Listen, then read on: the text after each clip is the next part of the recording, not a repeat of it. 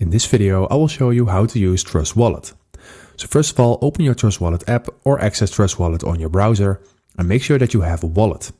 If you do not know how to create one, then check my video on where I show you step by step how you create a wallet. So assuming you have a wallet, let's dive into the video right now. Well, the home tab in here is your main screen. So from here you can basically do everything that you need to do on Trust Wallet, and that is, for example, send and receive crypto.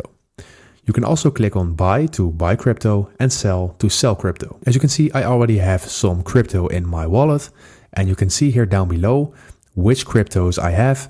And as you can see, I have Ethereum, Doji, Bitcoin, and I have some Solana. These are the crypto assets I have at the moment. And you can also click on a certain crypto asset to see the history of transactions.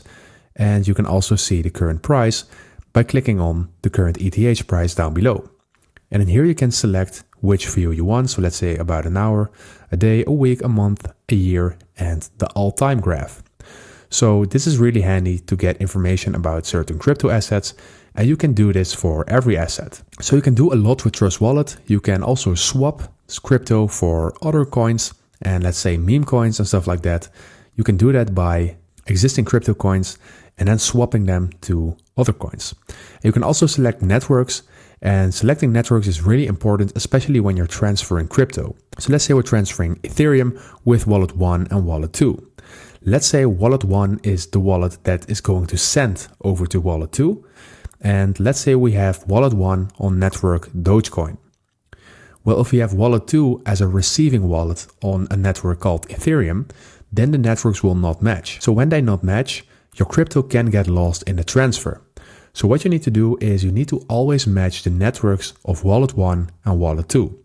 So let's say we're transferring Ethereum, then we need network Ethereum on Wallet 1, and we need network Ethereum on Wallet 2, the receiving wallet. And this is something that you need to do with every transfer, because again, if you do not do this, you will really lose crypto, and that is something bad. So this is something you need to be aware of. So that are the most important things on Trust Wallet covered. I hope this video was useful. Please leave a like and consider subscribing, and then I see you in the next one.